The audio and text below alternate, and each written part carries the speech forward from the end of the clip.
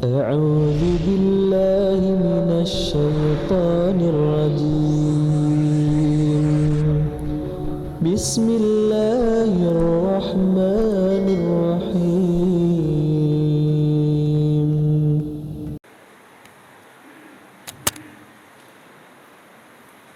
Bismillahirrahmanirrahim. Assalamualaikum warahmatullahi wabarakatuh.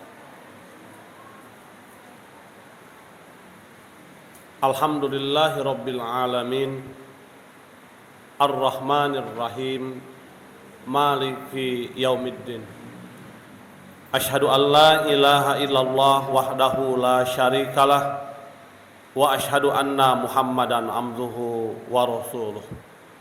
Allahumma salli ala Muhammad wa ala alihi wa sahbihi ajmain. Amma ba'd. Ikhwatu iman rahimakumullah. Pada kesempatan yang berbahagia ini, insyaallah tidak akan lama. Terlebih cuaca sedang hujan deras.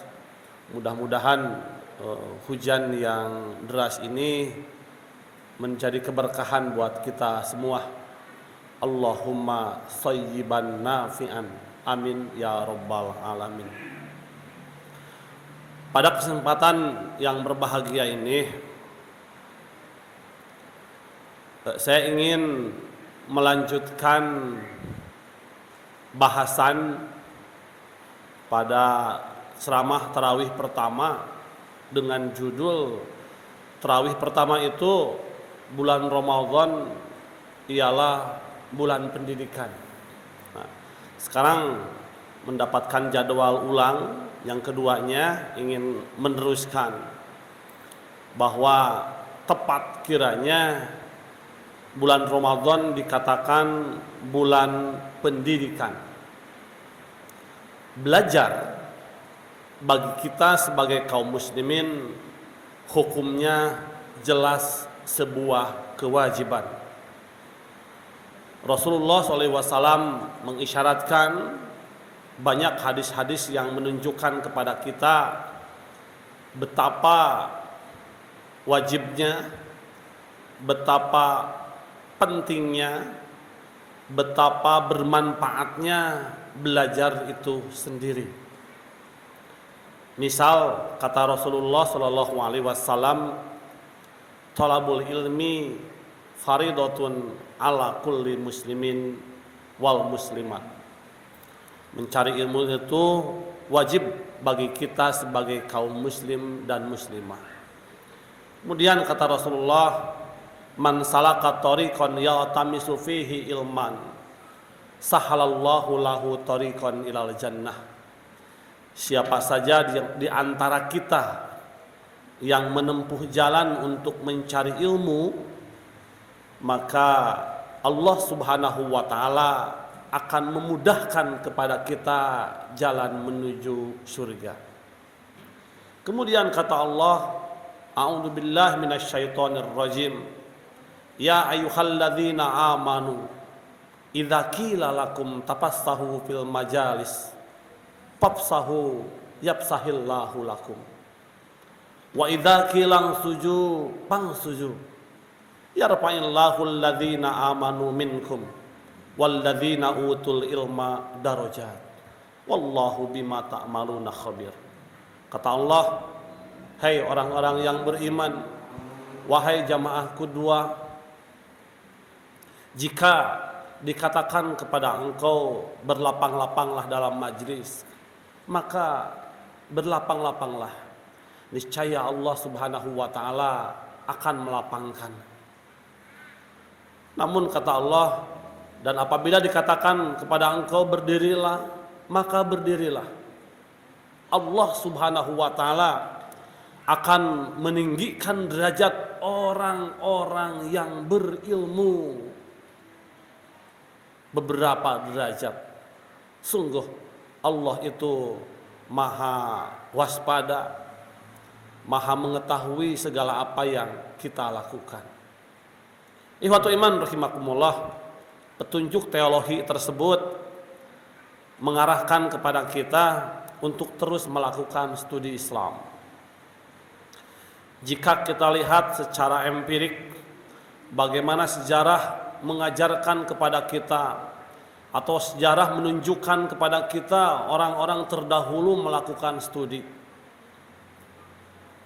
Beda, sangat beda.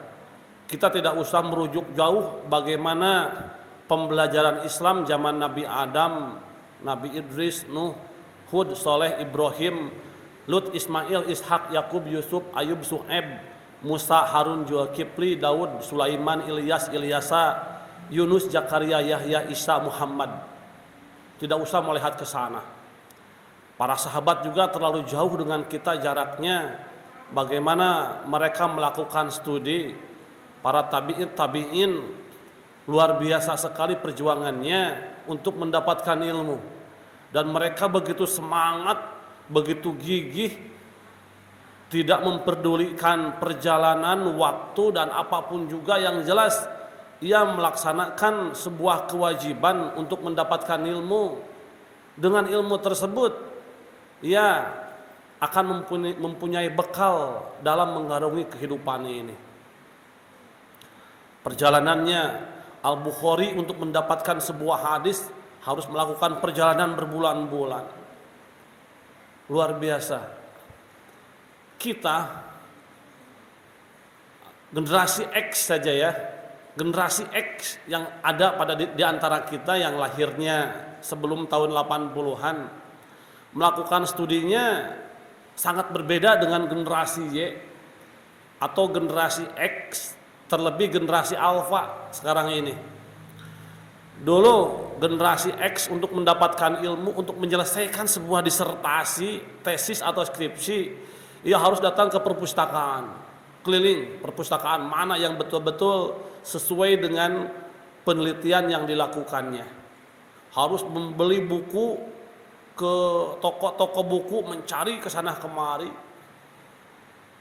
Generasi Y lebih mudah lagi, ia difasilitasi dengan komputer, difasilitasi dengan listrik, karena dulu listrik belum ada.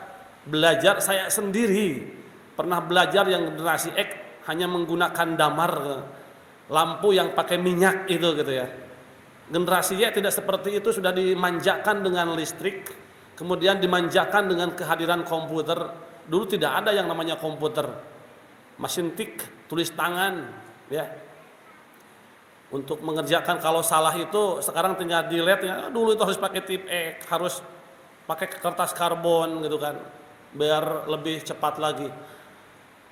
Ya Allah, tapi Allah Subhanahu wa taala tentu menilai bukan atas fasilitas, namun bagaimana ketulusan perjuangan dan kebermanfaatan atas apa yang kita dapatkan tersebut.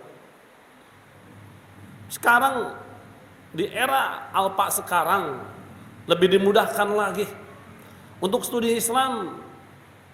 Kaum muslimin cukup dengan buka ke YouTube sudah ribuan, jutaan, puluhan juta, bahkan ratusan juta video-video yang ada. Kedua saja, selama bulan Ramadan memvideokan ceramah-ceramah yang disampaikan oleh Ustadz. Nih buktinya, langsung diupload ke YouTube.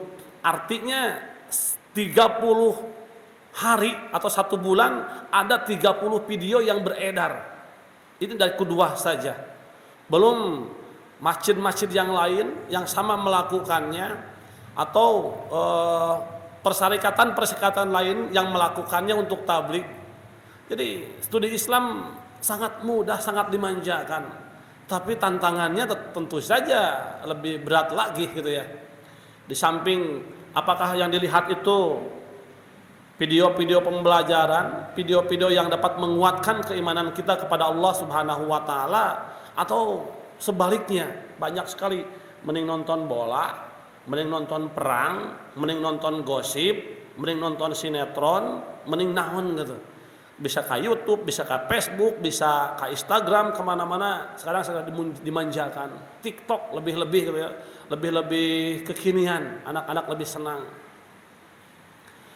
Ikhwatul iman rahimakumullah, ada sebuah jurnal penelitian pembelajaran abad sekarang ini, terlebih setelah adanya atau datangnya COVID-19 ini, studi Islam atau pembelajaran lebih dimaksimalkan dengan pembelajaran yang sifatnya virtual. Ya. Belajar dengan Zoom, Google Meet, Skype dan yang lain-lain. Kemudian untuk mereviewnya cukup dengan YouTube saja. YouTube ini sebuah monster yang bisa meninggalkan pembelajaran yang lain. Nah, sekarang nggak usah ke masjid, nggak udah ke majelis taklim, udah ke handphone aja. Mau materi apa sih? Mau materi Ramadan, mau materi Lailatul Qadar, mau materi apapun juga, materi jihad, pernikahan segala macam sudah ada di handphone kita, di tangan kita sekarang itu. Namun dengan menjamurnya virtual tersebut, muncul juga permasalahan-permasalahan baru, di mana copy paste itu begitu luar biasa sekali. Orang hanya membaca sedikit, latar belakangnya apakah orang yang studi Islam atau tidak, hanya berani berbicara, bagus dalam hal penyampaiannya, orasinya bagus, isinya apakah sahih, hasan, doib atau pendapat-pendapat siapanya nggak perlu, yang jelas berbicaranya luar biasa, itu bisa mengalihkan atau bisa membuat mengalahkan orang-orang yang berilmu, yang backgroundnya pendidikan Islam, keagamaan yang sangat mendalam, bisa kalah dengan yang belajar tapi dia percaya diri, confident, dan membaca sebentar diupload. Apalagi kalau kualitas dari YouTube-nya, videonya luar biasa, itu bisa orang-orang ilmuwan itu bisa terkalahkan sekarang ini gitu ya. Nah, tapi ada yang terpenting buat kita sebagai jamaah, bagaimana kita itu sekarang bukan mencari materi apa sih gitu ya. Tapi yang terpenting buat kita, bagaimana kita memfilter. Bagaimana kita memfilter video mana yang selaras dengan ajaran Islam. Video mana yang disampaikan oleh ulama-ulama yang backgroundnya, latar belakangnya betul-betul mumpuni, gitu kan. Otentisitasnya, pertanggungjawabannya, kebenarannya, sumber-sumbernya jelas adanya. Itu yang terpenting. Juga buat para guru, para dosen, bukan lagi saatnya mengajarkan kepada anak-anak min-men, kemudian ceramah, bukan seperti itu. Materi bisa saja guru-guru kalah oleh murid sekarang. Fungsi guru sekarang, peran guru itu bagaimana menunjukkan kepada para murid bahwa video inilah yang sesuai dengan syariat Islam, yang sumbernya jelas. Topik inilah, website inilah, alamat-alamat inilah, situs-situs inilah yang tepat digunakan sebagai bahan rujukan oleh kita. Jadi sekarang sudah beralih ke sana, ikhwatul iman rahimakumullah. Saya mau mencontohkan satu pembelajaran Islam, kajian Islam di masa sekarang ini berbasis virtual yang saya alami sendiri. Sudah kurang lebih 5-6 bulan saya mengisi kajian Islam bagi warga negara Islam yang ada di Jepang. Ya. Penduduk Jepang itu kurang lebih 176 juta. Dan penduduk muslimnya hanya 0,01% saja. Sedikit saja, minoritas sekali di Jepang itu. Ya. Kemudian para WNI, yang orang-orang saudara kita yang bekerja, kemudian yang belajar di sana, karena di lingkungan mereka itu kurang sekali studi, pembatasan, tidak bebas seperti kita gitu. Tidak bebas seperti kita, di masjid pakai pengeras suara segala macam 24 jam, tidak, di orang lain tidak sebebas kita. Mereka yang terpanggil dan merasa bahwa kajian Islam itu sangat penting, melakukan secara offline dan online. Dan mereka menganggap bahwa kajian online, Zoom dengan saya contohnya, itu lebih efektif. Bisa saja mereka melihat YouTube dan yang lain-lain, namun untuk pendalaman dan juga ketenangan dari materi yang didapatkan, mereka lebih memilih Zoom dilakukan dengan kami yang ada di Indonesia. Adakah masalah? Ada. Jelas ya. Kalau masalah proses ya jelaslah babsinya dan yang lain-lain berpengaruh kepada pembelajaran itu sendiri. Namun pada implementasi dari apa yang didapatkan itu sangat beda, Pak. Misal terakhir saya mengajarkan sebuah hadis dalam Rawahul Bukhari Muslim, ada sebuah hadis, man kana yu'minu billah wal yaumil akhir falyukrim jarahu wa man kana yu'minu billah wal yaumil akhir falyukrim doifahu wa man kana yu'minu billah wal yaumil akhir falyakul khairan aw liyasmut, ya. Atau sebaliknya, man kana yu'minu billah wal yaumil akhir falyakul khairan aw liyasmut pal yukrim jarahu, pal yukrim doipahu wa ghairu dzalik. Pertanyaannya dari mereka sederhana gitu ya. Pak, bagaimana kami mau mengimplementasikan hadis tersebut, bahwa kata Bapak berdasarkan hadis Nabi itu, barang siapa yang beriman kepada Allah dan hari akhir, maka salah satunya muliakanlah tetanggamu. Kami di sini di provinsi Gunma, Jepang, bertetangga dengan orang-orang yang tidak beragama, yang beragama yang lain, yang ateis, yang pokoknya sama sekali tidak satu prinsip dengan kami. Kami mencoba untuk mengimplementasikan berlaku baik dengan mereka, ramah, menyapa, ingin silaturahim dengan mereka, tapi apa yang terjadi? Mereka menganggap, lu siapa? Bahasa kasarnya, lu siapa? Mau apa? Justru ada satu tanda kutip, maunya apa sih ngedeketin gitu. Ada motif apa nih sok-sokan. Jadi perilaku individualistis di satu daerah, satu negara, di negara yang non muslim apalagi, dengan di kita sangat beda. Jadi mereka sama sekali ketika ingin pal yukrim jarohu, memuliakan tetangganya, mereka begitu kesulitan. Karena penyambutan atau sikap dari mereka yang sangat berbeda dengan kaum muslimin itu sendiri dan penduduk muslim yang ada di Indonesia lah. Ya Allah Rabbi, bersyukur Pak Bu, kita berada di Indonesia, mayoritas penduduknya muslim, dikatakan sebagai negara yang mayoritas penduduknya muslim. Walaupun kalau kita hitung-hitungan data kasar lah dari Wikipedia, penduduk negara Indonesia itu kurang lebih 250 juta kan ya. Kemudian muslimnya antara 83 sampai 85 juta. Angkanya tidak lebih ya sekitar 200 juta kurang, 109. Sedangkan muslim di India lebih dari 200 juta. Muslim India lebih dari 200 juta. Bedanya Indonesia itu 200 umat manusia, 200 total penduduknya 250 juta, muslimnya antara 83 sampai 85, perubahannya nggak jelas sekarang. Kaum muslimin masih mendominasi, sedangkan India betul penduduk Islamnya sampai 200 jutaan lebih, tetapi penduduk India itu kan mencapai 1,2 miliar. Jadi kurang dari berapa persennya gitu kan, 20%-nya juga enggak gitu kan. Sebenarnya kalau penduduk muslim terbesar di dunia bisa dimasukkan India sebetulnya mah. Hanya karena India berada di penduduk yang 1,2 miliar itu, sedangkan Indonesia mayoritas penduduk dari angka 250 juta itu gitu. Ayo ikhwatul iman rahimakumullah, terlalu panjang karena ini tadarus saja. Simpulannya, mencari ilmu sebuah kewajiban buat kita. Terlebih ini di bulan Ramadan.